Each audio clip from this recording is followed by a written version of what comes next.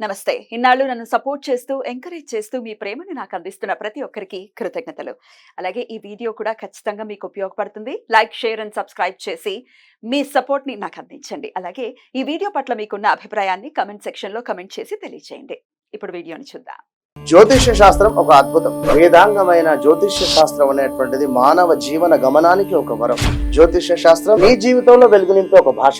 ఆ భాష నీకు అర్థమైతే ప్రకృతి నీతో మాట్లాడుతుంది. అస్ట్రాలజీ నేర్చుకోవాలి అనుకునే వారికి అద్భుత అవకాశం. మురళీధర శర్మ గారి అస్ట్రాలజీ క్లాసెస్ అతి త్వరలో మొదలు కాబోతున్నాయి. 100% జాబ్ గ్యారంటీ. వివరాల కొరకు సంప్రదించండి. నమస్తే, వెల్కమ్ టు అవర్ ఛానల్. నేను పద్మిని. ప్రస్తుతంతో పాటు ప్రముఖ ఆధ్యాత్మికవేత్త, జ్యోతిష పండితులు, హస్త సాముద్రిక నిపుణులు వైవిఎస్ఎస్ గిరిరావు గారు మనతో పాటు ఉన్నారు. మాట్లాడదాం. నమస్కారం అండి. నమస్తే అమ్మా.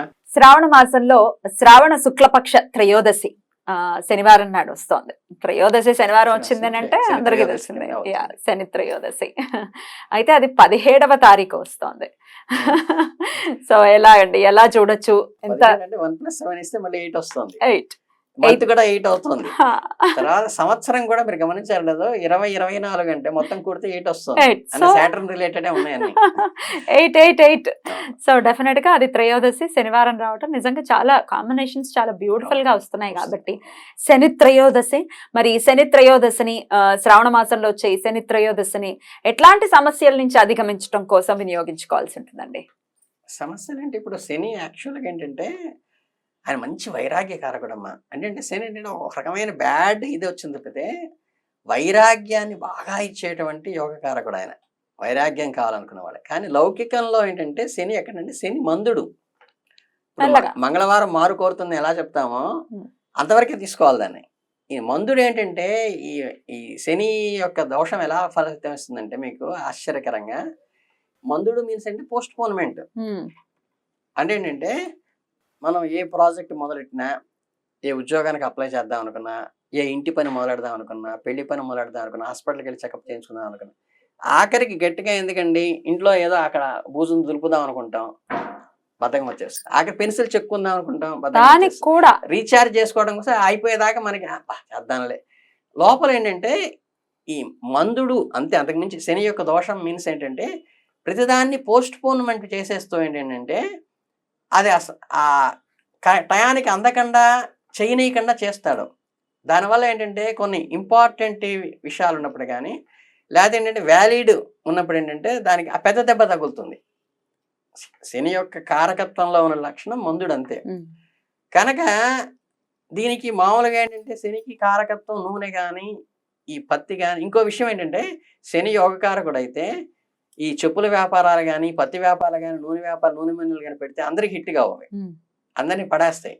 కానీ ఆయన యువకారకుడుగా మనం వాళ్ళకి పెడితే ఏంటంటే చక్కగా చెప్పుల షాప్ పెడితే బ్రహ్మాండంగా డెవలప్ అవుతుంది. పత్తి వ్యాపారం పెడితే ఈ కాటన్ బిజినెస్ చేస్తుంటారు కదా, కాటన్ బ్రోకర్స్ విపరీతంగా డెవలప్ అవుతారు వాళ్ళు. అట్లాగే నూనె మిల్లులు పెడుతుంటారు, విపరీతంగా డెవలప్ అవుతారు. స్టీల్ కానీ, ఐరన్ షాపులు అట్లా అందరికీ సెట్ కానీ వాళ్ళకి సెట్ అవుతాయి. అంటే ఏంటంటే అది మనకి యోగకారకంగా ఉందా, అనుకూలంగా ఉందా, ఉచ్చులో ఉందా, స్వస్థానంలో చూసుకుంటే అది బెనిఫిట్ అవుతుంది. అవి పెట్టుకుంటే వాళ్ళకి కలిసి వస్తుంది. మిగతా వాళ్ళకి ఏంటంటే ఈ రకమైనటువంటి ఇబ్బందులు కలగజేస్తాడు. కాబట్టి దానికి మీకు ఇంకో విషయం తెలుసలేదో, శనికి శని ప్రార్థన చేస్తుంటారు, శని గ్రహ జపాలు చేస్తుంటారు. అవి కాక శివుడికి కానీ ఆంజనేయ స్వామికి కానీ చేస్తే కూడా శని దోషం పోతుంది. ఆంజనేయ స్వామి విగ్రహాన్ని మామూలుగా శని సింగనాపురం వెళ్ళి శనిదేవుడికి పోస్తుంటారు నూనె. అలా కాకుండా ఆంజనేయ స్వామికి కూడా ఒంటి నిండా సింధూరం రాసి ఆ పైన నువ్వులతో అభిషేకం చేస్తారు ఆంజనేయ స్వామికి. చేస్తే కూడా తైలాభిషేకం ఉంటుందా ఆంజనేయుడికి? శనిదోష నివారణకి మాత్రమే, అర్చనా విధానంలో లేదు అది. ఆంజనేయ స్వామికి అర్చనా విధానంలో ఉండదు.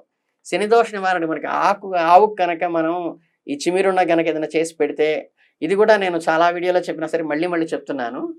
ఈ శని దోషానికి మనం ఆవుకి గోవుకి ఏదైనా పెట్టాలన్నప్పుడు చిన్న చిమ్మిరి ఉండ ఇంత చేసి మన గోళికాయ అంత చేసుకుని చక్కగా చేతిలో చెయ్యి వేసి అరచేయి మూతితో తాకి మమ్మల్ని స్పర్శిస్తూ నాలుగుతో నాకుతూ అది తీసుకోవాలి. భయపడిపోతుంటారు, చక్కగా తీసుకుంటుంది. అంత మాత్రమే పెట్టాలి తప్పితే ఈ సోలం బాతికలు, కేజిం బాతికలు పెట్టేసేసి దోషం ఏంటంటే అది అరాయించుకోవటానికి కష్టం అవుతుంది. అయినప్పుడు దాన్ని బాధ పెట్టిన ఫలితం మళ్ళీ మళ్ళీ అదే ఈ దోషానికి పోయి ఇంకోటి ఎగ్జాక్ట్లీ అది మూట కట్టుకోవడం అవుతుంది కదా. మనం ఏంటంటే కేవలం ఇది అమ్మ ఈ శని దోష నివారణ కోసం చిమ్మిరి బిల్ల ఇంత పెడుతున్నాను, చిన్నది పెడుతున్నాను అని చెప్పేసి చక్కగా ఇచ్చేసి తర్వాత గ్రాసం వేయాలి. గ్రాసం వేయాలి అంటే గడ్డి వేయాలి. ఇంతే తప్పితే కానీ ఇవి ఇలా పెట్టకూడదు. రెండోది ఏంటంటే ఈ శని దోషానికి కూడా ఆ తీసుకునేవాడు కొంచెం గట్టిగా ఉండి శాస్త్రోక్తంగా ఉండి గాయత్రి జపం చేసుకుని నివారణ చేసుకోగలిగిన వాడికి కనుక మనం ఇస్తే మన దోషాన్ని వాడు తీసుకుని నివారణ చేసుకుంటాడు, వాడు రెక్టిఫై అవుతాడు. అలా కాకుండా వాడికి అసలు ఏ శాస్త్ర జ్ఞానం లేకుండా మీకు దానాలు ఇచ్చేటప్పుడు కూడా శనికి ఎవరో బాగా అంటే వాడికి శాస్త్రమే తెలియని వాడిని ఆ శని ఆల్రెడీ భరిస్తున్న వాడిని తీసుకొస్తారు. వాడు తీసుకుని వాడికి దోషం. చాలా మంది చేసే తప్పు ఏంటంటే శని పూజ చేసామండి, అన్ని దానాలు ఇచ్చాం, అయినా సరే మాకు నెగిటివ్ జరుగుతుంది. ఎందుకంటే వాడు దాన్ని అనుభవిస్తాడు, అనుభవించడం నెగిటివ్ అవుతుంది.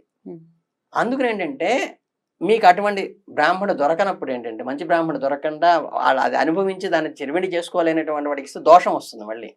దానికోసం ఏంటంటే మీకు చిన్న చిట్కా చెప్తా. మీకు చక్కగా నూనె శనికి కారకుడు, పత్తి శనికి కారకుడు. ఈ రెండింటిని ఏం చేస్తారంటే చక్కగా మీకు టెంపుల్స్ ఉంటాయి. ఈ టెంపుల్స్లో మీరేంటంటే చక్కగా మీరు దీపారాధన మీరు వెలిగించేసేసి అందులో పత్తితో ఒత్తి వేసి మీరు చక్కగా నూనె వేసి వెలిగించేస్తే ఏంటంటే చక్కగా ఆరుగంతా వెలిగించారనుకోండి, మీకు ఏం వినియోగం అయింది? తైలం వినియోగం అయింది, పత్తి వినియోగం అయింది. కానీ అది ఎవరికి దానం చేయలేం మీరు. అంటే మీ దగ్గర నుంచి ఖర్చు అయ్యింది, ఆ దోషం ఎవరికి అంటలేదు. దానివల్ల దేవాలయం అంటే వెలుగు వస్తుంది, ఆనందం వస్తుంది. అంటే భక్తులందరికీ ఒక రకమైన ఆనందం కలగటానికి స్వామివారు కళకళ. కొంతమందికి ఏంటంటే స్వామివారికి కూడా చుట్టూతా ఇనప మకర తోరణం లాగా పెట్టేసి దీపాలు పెడతారు. దీపాలు చాలా అందంగా ఉంటాయి.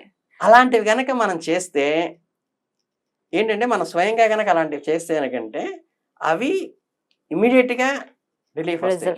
రెండోది ఏంటంటే మాలాంటి వాళ్ళు చెప్పిన దాని వల్ల ఏంటంటే కొంతమంది షాపింగ్ మాల్స్ ఉంటాయి కదా, పెద్ద పెద్ద షాపింగ్ మాల్స్, వీళ్ళకి రెమెడీ చెప్పడం కోసం ఏంటంటే అందరికి అంటించడం కోసం మీరు ఏదో ఇన్ని 500లకు కొంటేనో లేదా 1000 రూపాయలకు కొంటే సరుకు కొంటేనో గిఫ్ట్ ఇక్కడ ఇస్తారని తీసుకెళ్తారు, ఉప్పు ప్యాకెట్ ఇస్తారు. అయ్యో తీసుకోకూడదా? తీసుకోకూడదండి. వీళ్ళకి ఏంటంటే ఫ్రీ ఉప్పు, ఫ్రీ ఉప్పు. వీళ్ళు రెమెడీ చెప్తారు. ఏం చేయాలంటే ఉప్పు దాని ఎవరు తీసుకోడు కదా. ఈ షాపింగ్ మాల్ లో 1000 రూపాయల వస్తువు కొన్నవాడికి 2 కేజీలు ఉప్పు, కేజీ ఉప్పు, టాటా సాల్ట్ తీసుకొచ్చి ఇచ్చేది చేస్తుంటారు అనమాట. తీసేసుకుంటారు. అమ్మ బాగానే వచ్చింది. ఏంటంటే గిఫ్ట్ తెలియదు కదా మనకి గిఫ్ట్ వచ్చిందని టక్కన తీసేసుకుంటారు. ఇలా ఇరుక్కునే వాళ్ళు చాలా మంది ఉంటారు. కానీ ఇక్కడ నాకు సందేహం, మరి ఇప్పుడు అలా తీసుకునేది మంత్రోచ్చారణ జరుగుతూ లేకపోతే ఏదైనా మంత్రం చేస్తూ ఇస్తూ గనక తర్పణ వదులుతూ గనక దానం ఇస్తేనే కదా వస్తుంది. కలిసి యాక్సెప్ట్ చేయడం.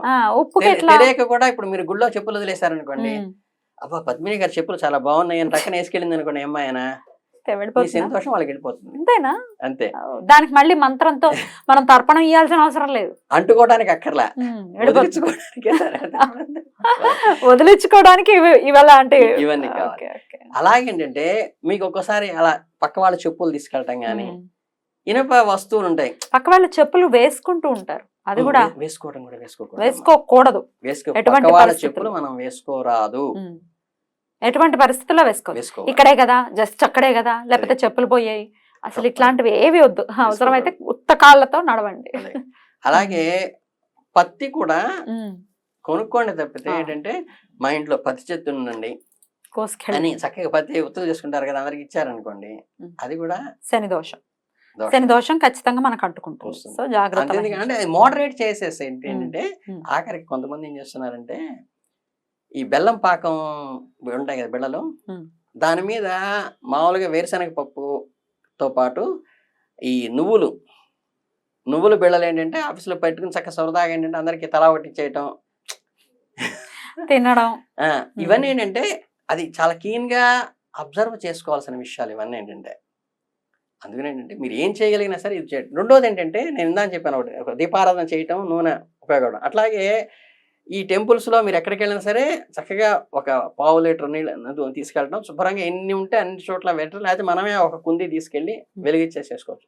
రెండోది ఏంటంటే ఈ పారే నీళ్ళు ఉంటాయి కదా, అంటే నీళ్లు పారుతూ ఉంటాయి, ఆ ఫోర్స్గా వెళ్ళేటువంటి ధార ఒక దగ్గర నుంచి ఎక్కడి నుంచి వెళ్తుందో అక్కడ చిన్న మూకుడులో గనక మీరు ఈ జపం చేసినటువంటి నువ్వులు కానీ బెల్లం కానీ అవి పెట్టేసి ఆ దార పారుతూ ఉంటే ఆ బెల్లం కరిగిపోతూ ఉంటుంది.